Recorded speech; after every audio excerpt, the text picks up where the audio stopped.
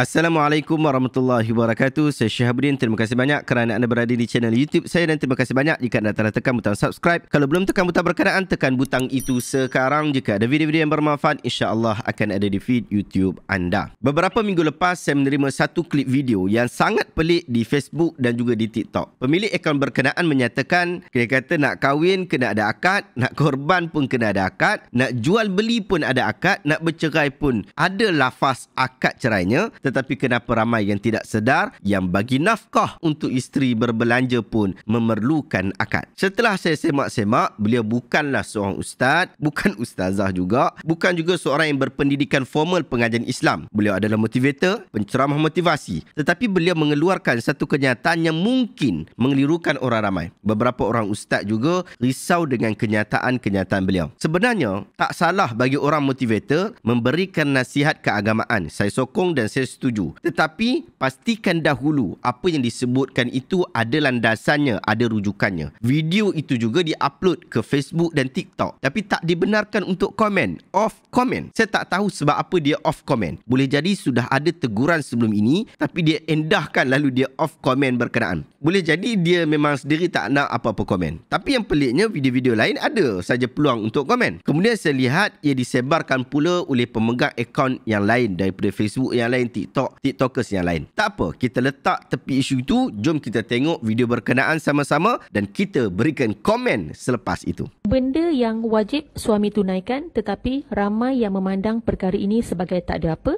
sebab mereka fikir mereka dah bagi makan minum, dah sediakan tempat tinggal, dah belikan macam-macam, dah belikan baju, make up, barang kemas, dah bawa pergi bercuti dan bila isteri minta duit mereka bagi, itu sudah umpama memberi nafkah kepada isteri. Nafkah dari suami kepada isteri bukan begitu pemahaman dia. Dia ada pula akadnya. Dia kena sebut, sayang, ini nafkah dia untuk sayang bulan ini.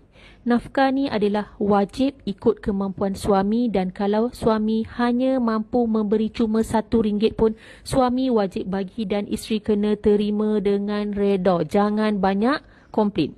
Nafkah ni tak boleh mentang-mentang kita dah bagi kad bank kita pada isteri, password online banking pada isteri, kita suruh isteri ambil sendiri nafkah berapa pun isteri nak ambil, sebab nafkah ni kena suami yang bagi sendiri dan kena ada niat. Memang pemberian itu adalah pemberian untuk nafkah isteri. Bukan juga main letak saja duit atas meja dan cakap abang ada letak duit dekat atas meja, takut-takut saya nak beli apa-apa. Dia kena sebut abang letak duit dekat atas meja, itu nafkah untuk sayang bulan ini. Kena nafkah sebut, ni wajib suami bagi, tak kisahlah walaupun pendapatan isteri lebih tinggi dari suami berlipat kali ganda sekalipun, dan duit tersebut menjadi hak isteri ikut suka hati isteri nak buat apa selagi tidak bertentangan dengan agama. Suami tak boleh tanya mana pergi duit nafkah yang saya bagi atau tanya apa yang awak buat dengan duit nafkah yang saya bagi.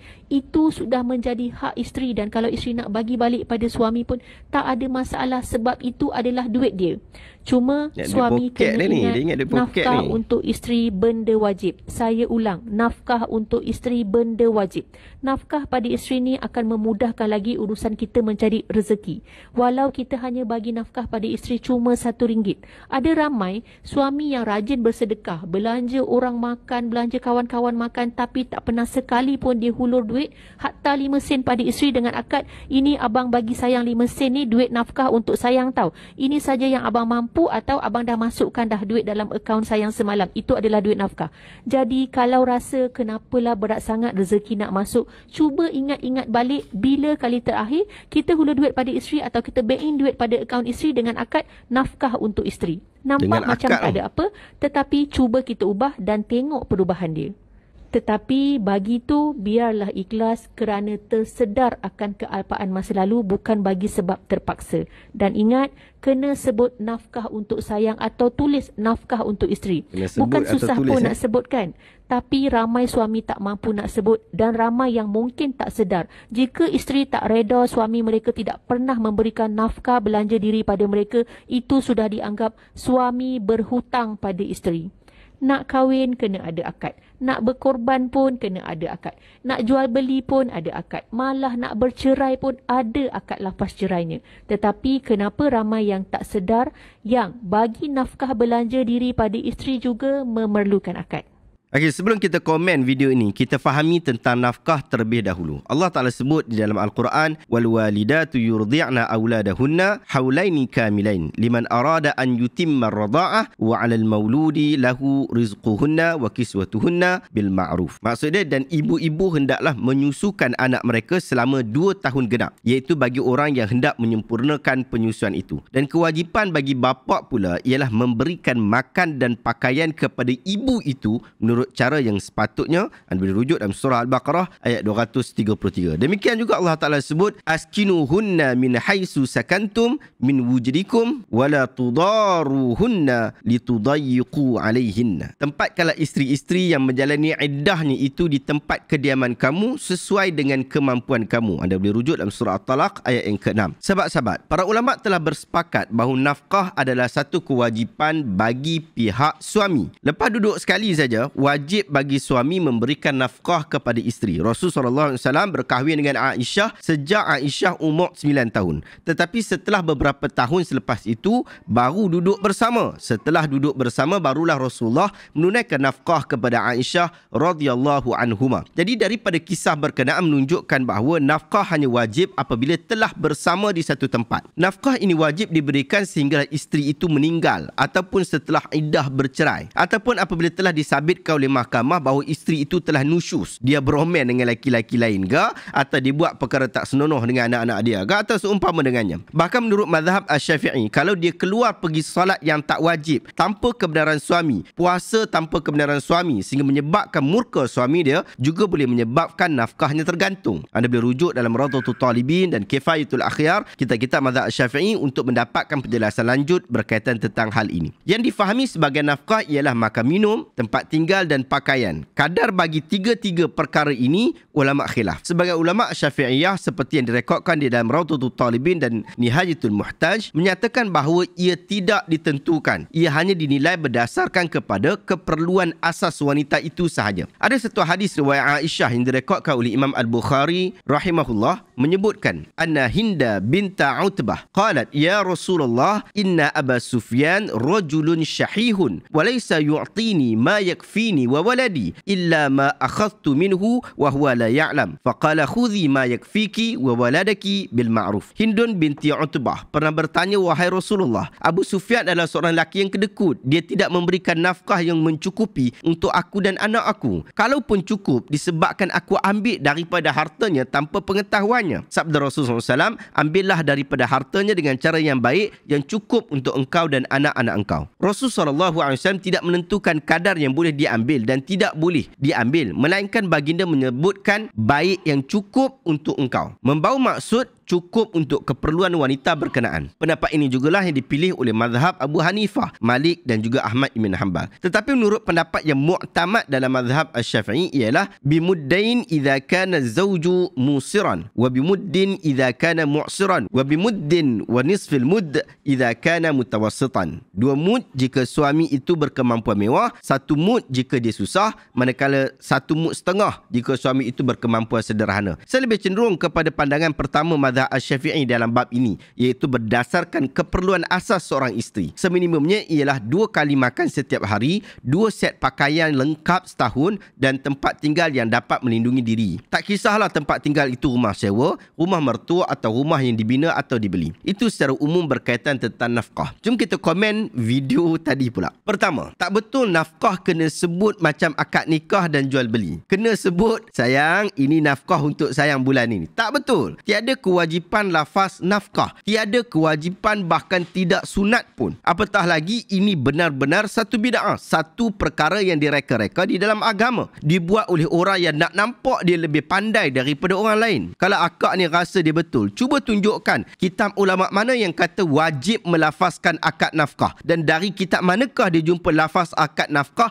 yang pelik bin ajaib seperti itu. Sahabat-sahabat, hadiah yang sunat tak diwajibkan lafaz. Zakat yang diwajibkan kepada semua umat Islam pun tidak diwajibkan akad. Apatah lagi nafkah dalam perkahwinan. Yang wajib hanyalah niat dan menunaikan kadarnya, bukan lafaznya. Hang lafazlah macam mana pun, tetap tak dikira menunaikan nafkah. Dalam bab zakat yang mempunyai taraf kewajipan yang sama dengan nafkah ini, mengikut pandangan mazhab Imam Syafi'i, wajib berniat di dalam hati dan tidak disyaratkan dengan kata-kata. Ini kerana membayar zakat merupakan suatu kewajipan. Anda boleh rujuk dalam Fiqh Islami wa Adilatuh, jilid yang ketiga, muka surat 1811. Imam Nawawi berpendapat sedekah sama hukumnya dengan hadiah dan ia tidak memerlukan lafaz ijab dan qabul. Cukup sekadar penyerahan dan penerimaan barang, dan pendapat ini merupakan pendapat yang sahih dalam mazhab Asy-Syafi'i serta telah dinakalkan oleh fuqaha mazhab mutaakhirin. Anda boleh rujuk dalam Rawdatul Talibin, jilid kelima, muka surat 365-366. Maka kesimpulannya, tiada kewajipan menyebutkan lafaz akad nafkah. Kedua, cik kak kita ni kata kalau suami hanya boleh bagi RM1, isteri kena redha, jangan banyak komplain. Tak betul. Nafkah bukanlah bagi duit secara bulanan, tetapi menyempurnakan 3 perkara asas dalam kehidupan, iaitu makan minum, tempat tinggal dan pakaian. Sebagai ulama menambah lagi seperti alat kebersihan diri, perubatan dan sebagainya. Sekalipun si suami tidak memberikan sekupang pun duit kepada isteri, tetapi kesemua perkara berkenaan diberikan, maka tiada hak lagi isteri untuk menuntut nafkahnya, kerana ia pada asalnya bukan dalam bentuk duit. Tetapi boleh untuk suami berikan duit kepada isteri untuk membeli makan minum, membayar sewa rumah dan membeli pakaian, sekiranya itu memudahkan urusannya. Tetapi kalau dia nak buat sendiri pun tak ada masalah. Kalau dah suami pergi shopping beli baju, ajak pergi makan dia belanja dan duduk pun sebumbung dengan dia, itu maksudnya dia dah menyediakan, dah telah memberikan nafkah. Tak payah tunggu dia kata, sayang ini nafkah bulan ini untuk sayang. Tak perlu dia sebut perkara itu. Demikian juga kita perlu ingat bahawa nafkah sangat berkait rapat dengan tuntutan cerai, iaitu fasakh. Isteri boleh menuntut cerai daripada mahkamah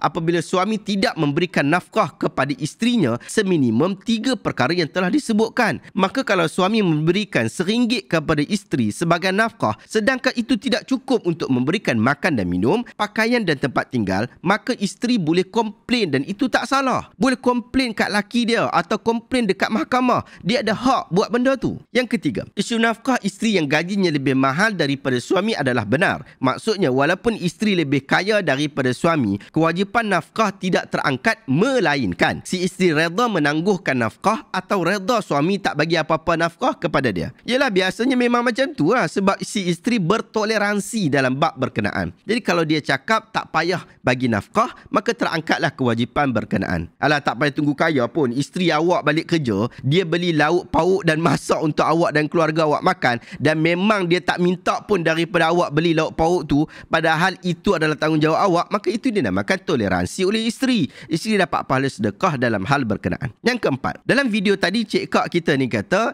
jika suami dah bagi duit nafkah, kemudian suami tak boleh tanya ke mana duit itu digunakan. Tak betul ni. Ini memang tak betul. Kerana nafkah adalah menyelesaikan 3 perkara tadi. Maka boleh saja suami bertanya, adakah ia telah digunakan sesuai pada tempatnya. Kalau isteri diberikan duit untuk bayar sewa rumah, suami tak tanya pun dah bayar sewa ke belum. Naya ke oi? Tak pasal-pasal kena halau rumah hujung bulan nanti. Jadi tak salah kalau suami nak tanya tentang pengurusan duit nafkah yang telah diberikan olehnya. Wallahu a'lam. Sahabat-sahabat, akhirnya kita kena sedar dan saling memahami bahawa perkahwinan bukan sekadar pemberian nafkah dan tuntutan terhadap nafkah. Ia adalah kesalingan di dalam toleransi dalam rumah tangga. Isu nafkah adalah isu bagaimana Islam meletakkan tanggungjawab kepada ketua keluarga, iaitu suami. Tetapi ia bukanlah alasan untuk si isteri menagih nafkah seperti gaji harian ataupun gaji bulanan. Hubungan suami dan isteri tidak seharusnya bersifat kaku, terhenti sekadar hak dan kewajipan semata-mata. Sebaliknya, perlulah berdiri di atas prinsip saling bertolak ansur dan bersifat ihsan dengan erti kata memberikan apa-apa yang terbaik mengikut kemampuan tanpa ada unsur-unsur berkira. Prinsip ini lebih memupuk kasih sayang dan mengekalkan hubungan dalam jangka masa yang panjang. Ketahuilah bahawa setiap perbelanjaan tambahan